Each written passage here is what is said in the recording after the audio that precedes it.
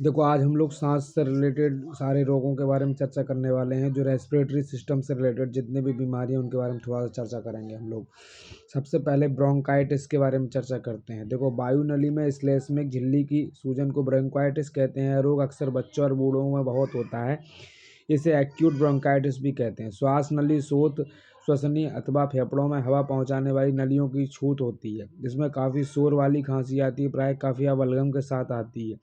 श्वास नली शोथ वायरस छूत है, इसलिए एंटीबायोटिक्स दवाएं इसके लिए प्रभावशाली नहीं होती हैं। दीर्घकालीन श्वास नली शोथ चल रही है, ऐसी बलगम वाली खांसी जो साल भर में कम से कम 3 माह तक रहे और हर साल आती रहे। कभी कभी जब खांसी ज़्यादा हो जाती है तो बुखार भी हो सकता है। जिस व्यक्ति को इस प्रकार की खांसी है तब पर तपेदिक अथवा दमा जैसा रोग नहीं है, उसे संभवतः पुरानी ब्रोंकाइटिस है। वायरस या जीवाणुओं के संक्रमण की वजह से ऐसा होता है। यह बीमारी अपने आप जीवाणुओं द्वारा अथवा पहले से विद्यमान जुकाम, फ्लू, खसरा या काली खांसी तथा अन्य वायरल रोगों से होती है। कमजोरी, प्रदूषित, ठंडा व धुंध भरा वातावरण, ऊपर की श्वास नालिकाओं में पहले से विद्यमान कोई रोग और अमोनिया, सल्फर डाइऑक्साइड या नाइट्रोजन डाइऑक्साइड जैसी गैसों का श्वास द्वारा छाती में जाना इस बीमारी को बढ़ाता है। एलर्जी द्वारा इस रोग का प्रधान कारण है लंबे अरसे तक सर्दी जुकाम बना रहना, धूल धुएं से भरी फैक्ट्रियों में काम करना, ओस में भीगना। इसके अतिरिक्त ससरा, रोमांतिका, चेचक, मसूर का, टाइफाइड, सर्दी बार बार लगना, मलेरिया, काला ज्वर आदि रोग भी इसके लिए जिम्मेदार हो सकते हैं।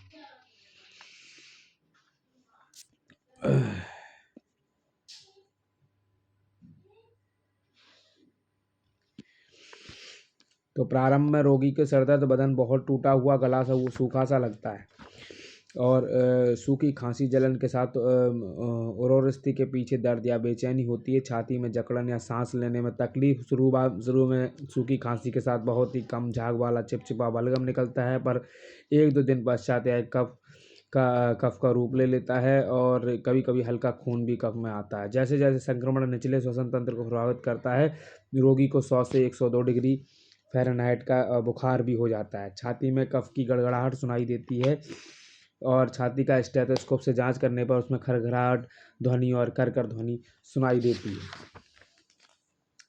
नाड़ी की गति, जो नाड़ी की गति ताप के अनुपात में मिलती है। सामान्यतः रोग में बुखार नहीं है कम, परंतु तीव्र आक्रमण में 104 105 डिग्री फ़ारेनहाइट तक हो जाता है। स्टेथोस्कोप से सुनने पर सूखे कफ का साए साए शब्द सुनाई देता है। बाद में स्त्राव एकत्र होने पर एक गड़गड़ाहट सुनाई देती है। उपयुक्त लक्षणों से भी पहचान हो सकती है। अधिकतम मरीजों में स्वतः 4 से 8 दिन में सुधार आना शुरू हो जाता है। अगर सही समय पर इलाज ना किया जाए तो श्वास नलिका शोथ और ब्रोंको निमोनिया भी हो सकता है। आधुनिक चिकित्सकों की राय यह है कि रोग एंटीबायोटिक दवाइयों से ठीक हो जाता है। युवा वर्ग में वात स्फीति के कारण अधिक कष्टप्रद होकर मौत की संभावना रहती है। रोगी को पूर्ण विश्राम की सलाह दें, उसे ठंड से बचाएं व गर्म कपड़े पहनने को कहें। रोगी दिन में 3-4 बार गर्म पानी में जो बेंजोएम कंपनी के बोले आगे प्लीज प्लीज सुनो सुनो मेंथोल या तारपीन का तेल डालकर भाप लें। धूम्रपान के लिए मना कर दें। रोग के मूल कारण को दूर कर संक्रमण को नष्ट करें। रोगी को साबूदाना पानी आदि पे कुछ गर्म पानी पीने को दें। 250 मिलीलीटर गर्म पानी में 16 ग्राम लाल मिश्री डालकर इस जल को बीच बीच में पिलावें। अनार का रस थोड़ी मात्रा में दे सकते हैं। गर्म दूध इस रोग में प्रधान पथ्य माना गया है। ज्वर छूट जाने पर और लक्षण समाप्त होने पर अन्य पथ्य दिए जा सकते हैं। निर्बल रोगी को मांस का शोरबा दे सकते हैं। सोते समय सिर के नीचे मोटा तकिया अवश्य लगाएं। छाती पर लिनीमेंट टर्पेंटाइन की मालिश करके सिकाई करनी चाहिए।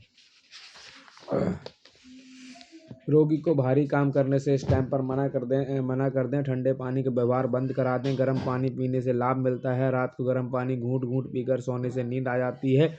गर्म पानी में मिश्री मिलाकर लेना हितकर होता है। बर्फ, कुल्फी, फ्रिज का पानी, कूलर का पानी बिल्कुल बंद करा दें।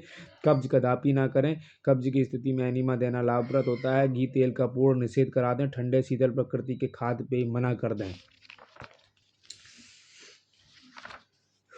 यह बीमारी बढ़कर वात स्फीति बन सकती है, जो वायुकूपों, छिद्र तंतु, फेफड़ों की खतरनाक असाध्य जिसका उपचार नहीं किया जा सकता है बीमारी है। वात स्फीति रोग से पीड़ित व्यक्ति को विशेष रूप से व्यायाम करते समय सांस लेने में बहुत कठिनाई होती है, उसकी छाती ढोल के आकार की हो जाती है।